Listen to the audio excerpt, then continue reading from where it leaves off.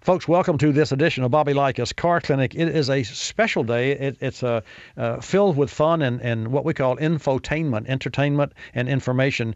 We're actually broadcasting from the OnStar Command Center, which is the 24/7 nerve center in the OnStar headquarters. And just a little FYI, every month, OnStar helps an average of 2,200 subscribers who've been involved in a crash, and over 10,000 people a month will use OnStar in the event of an emergency. OnStar is all about safety. It's all about, and as I can see it, the future. But with me is Paul Pebbles, who is the service line manager at GM OnStar, and we've all heard about the Volt. You know that we've recently had Will Hansel on with us, and I'm excited not only to be an OnStar, but I'm excited to have Paul with us, who's going to share information not only about the Volt, but about OnStar. Paul, welcome to Bobby Likis Car Clinic. Thank you very much for having me. It's my pleasure. I think where do we start? Let's first start. Give us an overview of the connectivity between the new Volt and between OnStar. Okay. As I think hopefully everybody knows, OnStar has been in business for 14 years. Right. And we took that connectivity that we've been providing to our millions of subscribers and stepped back and said, what could we really do for the Volt? So, and that connectivity is basically a cellular connection to the vehicle that we can do data or do some commands with the vehicle. But again, starting there, we have really been able to take that to a new level specifically for the Volt. So would you say then that given the fact that the Volt is such it's been on the drawing board for a long time, I'm really thrilled that it's coming out in November, and folks, that is the official day, November, and not a day before, according to Ed Whitaker. So we have to agree with that. Would you say that car, in addition to all of the attributes that it comes with, the fact that you can go cross country on a car, that you're not limited to the 40 miles, and I think that's something that a lot of people misinterpret. They think, well, I may drive more than 40 miles, so there's no reason to worry about traveling from the East Coast to the West Coast, because it does have a 1.4 liter gasoline engine. But specifically, would you say that from an OnStar standpoint, Paul, that car it will literally become a test bed for future services and connectivity between passenger cars and OnStar? Yeah, absolutely. We're looking at it as a great place to show off some of our new services and innovation. Got a very specific example, actually. We announced the Volt mobile app back in January. It's the Consumer Electronics Show. Again, just showing what we're going to do, what we're going to do for launch. And we just announced a couple weeks ago that the mobile app is going to be across all GM divisions. And that couldn't have happened if we hadn't started with the Volt. So again, using the Volt as a test bed and showing off some of these new capabilities, some of these new services, I think it will yield longer term more services for all the rest of the GM vehicles.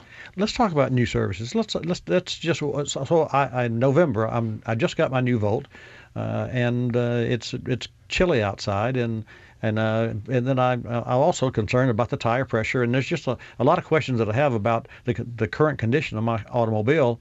What can I do from the comfort of my own living room? Yeah, so great question. On the mobile app, and actually on the website as well, because not everybody has smartphones. You'll be able to look at all sorts of information about your vehicle. If you want to see how much charge do I have, do I want to override my current charge settings, check my tire pressure, my oil life, and like you've mentioned, it's got the range extending engine in there. You can also see how much fuel I've got in the vehicle. So we've put at people's fingertips a ton of information, a lot of control, so that the customer really can interact with their Volt anywhere they are. What are the limits as you see, other than if we dream it, I believe we can do it, but how limited are you in applications? And speaking of applications, you and I shared phones earlier, and I saw your application for the connectivity to the Volt. Will OnStar offer an iPad application full screen as well as the smartphones? Yeah, we're not thinking the iPad, more the iPod. And it's not to say we couldn't do that in the future. Again, we're just starting with where the majority of customers are. So iPhone, iPod, and the Droid versions of the phone. Right. So that's where we're starting, and we will add more over time. But I think, like I said, to start, the thing that's in people's pockets today is what we're trying to focus on.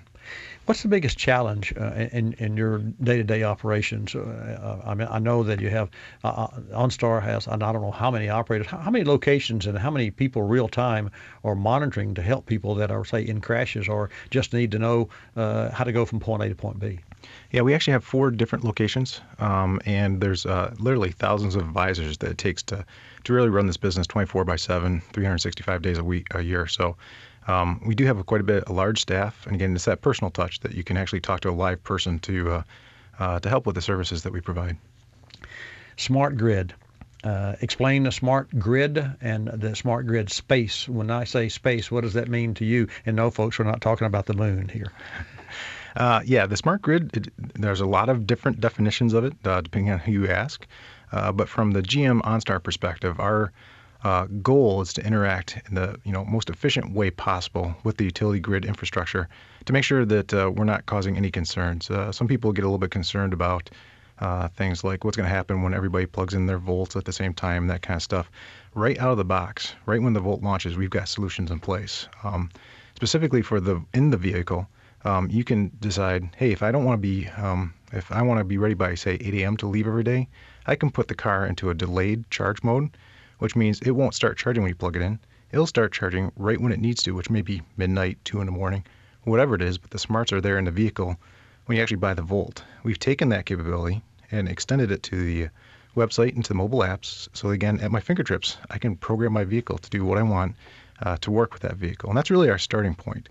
There's a lot more that we can't talk about yet that will be coming down the road in that smart grid space. But right out of the box, we've got solutions that address many of the concerns around these electric vehicles and what do they do to the grid overall. We're talking with Paul Pebbles, Service Line Manager at GM for OnStar. And as you said, you can't talk about it yet, but if you can dream it, you can do it. And of course, you're heading that direction. You have a 4-year-old. Yep. That knows, I presume from our conversation off air, a little bit about computers and probably in a couple of years a lot more than you. Probably true. Probably true. Maybe now. And maybe now. But think about, and when I look back at what we didn't have and how fast and how we're evolving, and it really is going to be and I'm getting to the acceptance of new technology by the consumer. And the consumer has to understand that technology before he or she can use it to their advantage. And I think that's where OnStar really shines, no pun intended, but certainly and the time that we spend together on our car clinic here in OnStar Studios will help someone to better understand, besides, how to use the tools. Besides, it makes great water cooler wow. All of the information that you share with everyone today, and I want to thank you for taking the time and your busy day and spending some time with me here. Well, thank you very much for having me.